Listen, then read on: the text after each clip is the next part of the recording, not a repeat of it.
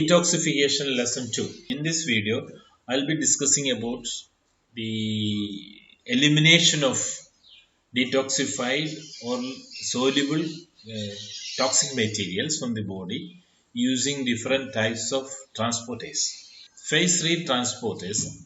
After phase 2, the transformed substances need to be transported out of the cells. So the toxic materials are made less toxic or non-toxic and water soluble so that they could be excreted from the body.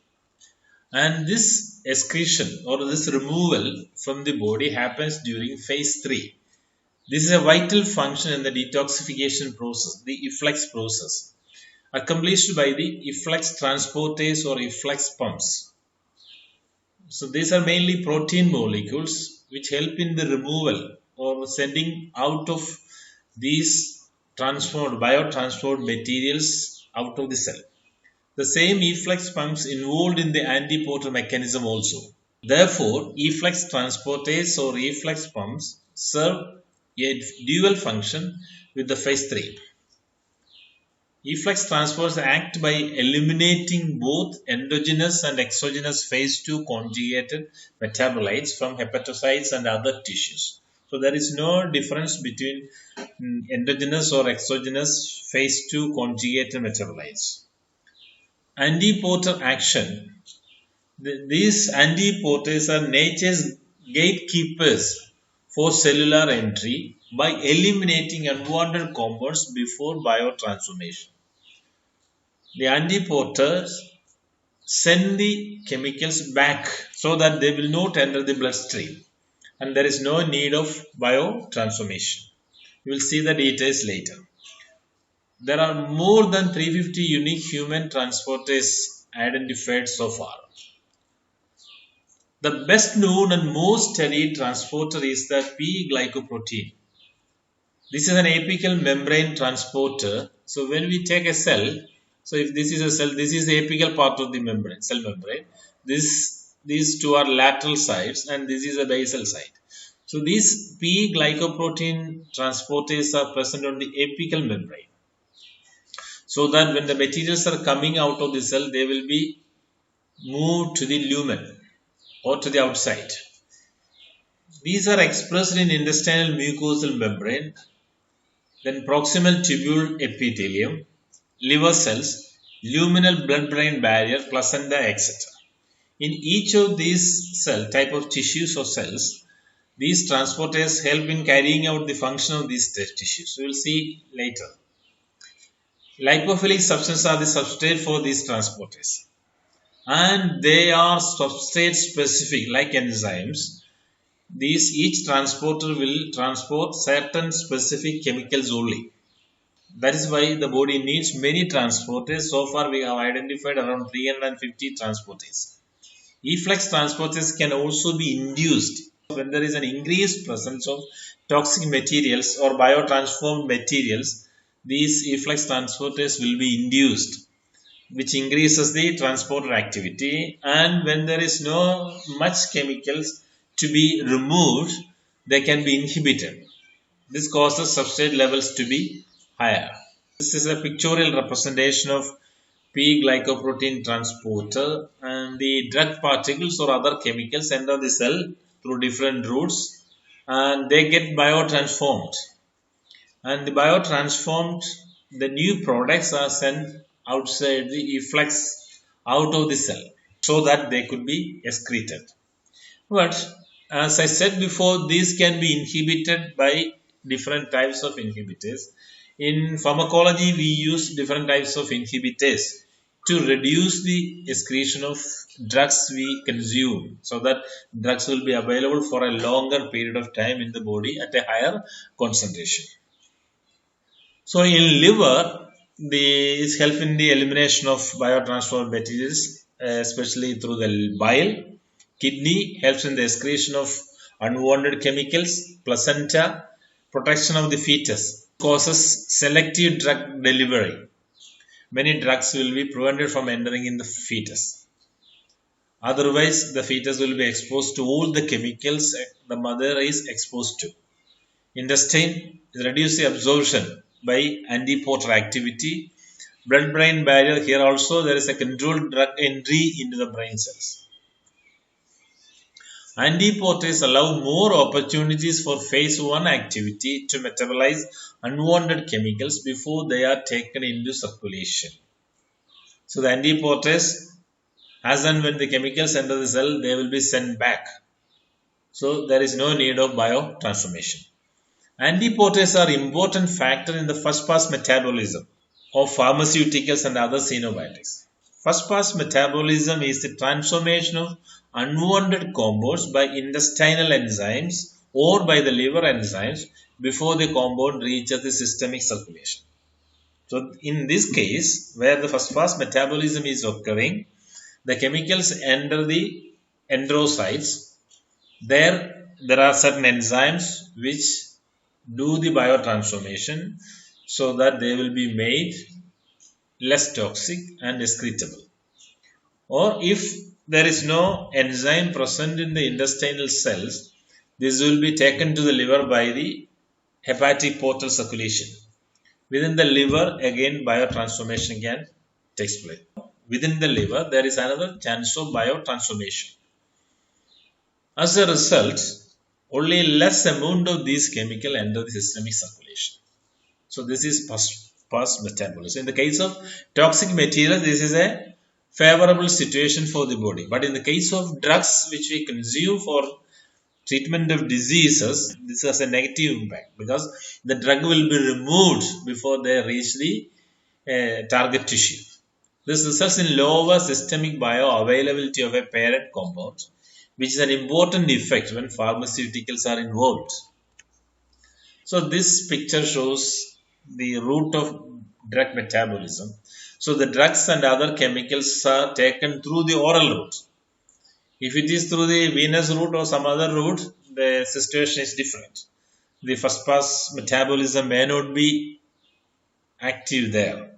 So the drug reaches the stomach where absorption can take place, or they may get digested. If they get digested, the drugs or chemicals are not available for entry into the body. This, whether it is digested or whether it is absorbed, depends upon solubility of the compound, the stability of the compound, how much it responds to the pH, very low pH in the stomach. So once they overcome these different factors in the stomach, it will reach the intestine. There also the absorption can take place, or some of them may not be absorbed, or some of them even after absorption will be sent back to the intestinal lumen by the antiportents which you have seen before. Here also the stability of the drug, the solubility of the drug, etc. are important factors affecting the drug absorption or metabolism. Once the drug is absorbed in the intestine, it reaches the blood and through hepatic portal system, it reaches liver, where phase 1 and phase 2 metabolism takes place. After that, the detoxified material or materials which are made less toxic will get excreted through bile. Some will be taken into the blood and circulated in the systemic circulation. Uptake and efflux process also happens there. And the involvement of CYP450 enzymes and cofactors is there. So the CYP450 interactions or inhibition or induction is there in liver cells. The intact compound, the chemical which escape biodecomposition, biotransformation will enter into the systemic circulation. This will take the compound to the different parts of the body. If it is a drug, it might be taken to the target tissue. Through blood, it may also reach kidney, where it can get excreted or reabsorbed back if the chemical is needed for the body. This is a picture showing the antiportin action. So from the stomach, the drug reaches the intestinal lumen, where it will enter into the enterocyte.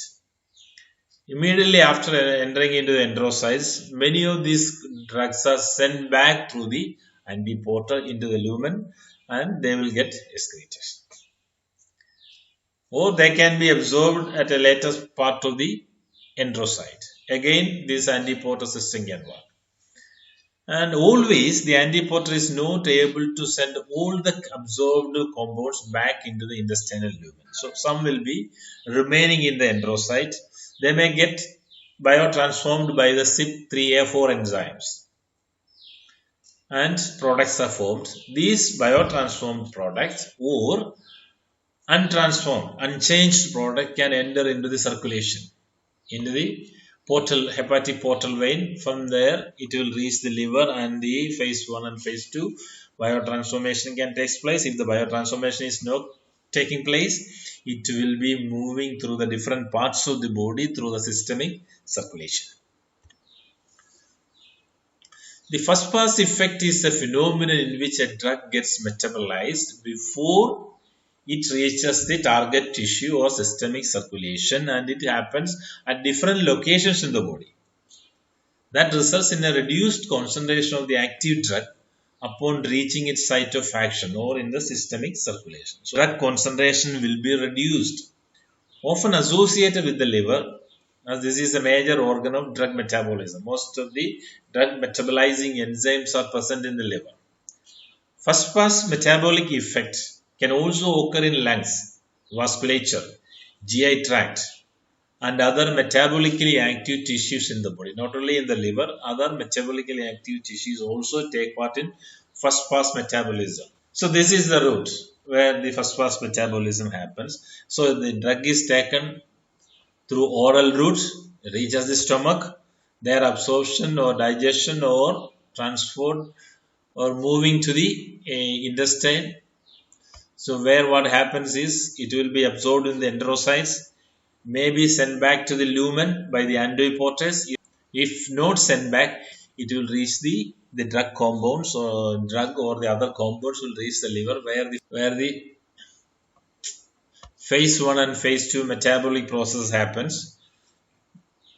If the metabolism happens after biotransformation, it will be excreted through bile. If no metabolism happens, or some of the detoxified compounds or less toxified compounds will move to the systemic circulation. And through systemic circulation, it will reach the different parts of the body and the target organ if it is a drug. So, there are different hurdles for the drug to reach the target organ. This is the stomach digestion can take place. In the intestine, antiporters can send the drug back, or in the liver, phase 1 and phase 2 metabolism can happen. In certain cases, these processes are quite active or quite influential. As a result, only a small part of the compound or drug reaches the systemic circulation and the concentration is highly reduced. Then we will adopt another option, the parenteral route, like IV injection. So this part can be evaded. As a result, drug can reach the target tissue at a higher concentration through the systemic circulation. Various factors augment first pass effect, such as plasma protein concentration. Some plasma protein bind to the compound. As a result, they escape first pass metabolism or first phase 1 and phase 2 detoxification processes. Then enzymatic activity, depending upon the concentration, the activity, the active state of different metabolic enzymes that can be metabolized as faster or slower. And gastrointestinal mobility, it affects the absorption as well as antiporter activity. The extent varies from patient to patient. That is another important thing, especially when we are using certain drugs for treatment. In some patients, the first pass metabolism is quite active. There, the drug reaching the target organ will be very small. So you may consume higher quantity of the drug, or you may need to opt for another way of administration like IV injection. And also there are differences in first pass metabolism based on gender and age. So gender as well as age also affects the rate of first pass metabolism. This must also be taken into consideration when determining appropriate dosing. If the first pass effect is prominent in a patient, require administration via different route to bypass the first pass effect. Clinical significance of first pass effect is First pass effect is crucial in the proper administration and maintenance of pharmacological therapy.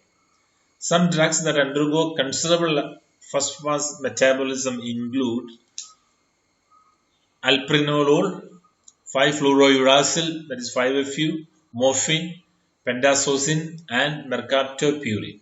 If you are using these drugs for treatment, you should either use higher concentration or you should use another route like parenteral route through IV injection, etc. When given orally, these drugs are quickly metabolized via the first pass effect, requiring their oral dosage to be much larger than their intravenous dosage. The first pass effect also has an impact on peak drug concentrations, which may result in drug concentration peaks occurring much earlier than they would in a parenteral dose. The next process in drug metabolism or chemical metabolism is deconjugation. You have seen that conjugation is a phase 2 biotransformation process where the toxins are conjugated with other compounds like glutathione and made less toxic or detoxified. In deconjugation, some enzymes present in the body removes the effect of conjugation and the drug will be freed or the chemical will be freed.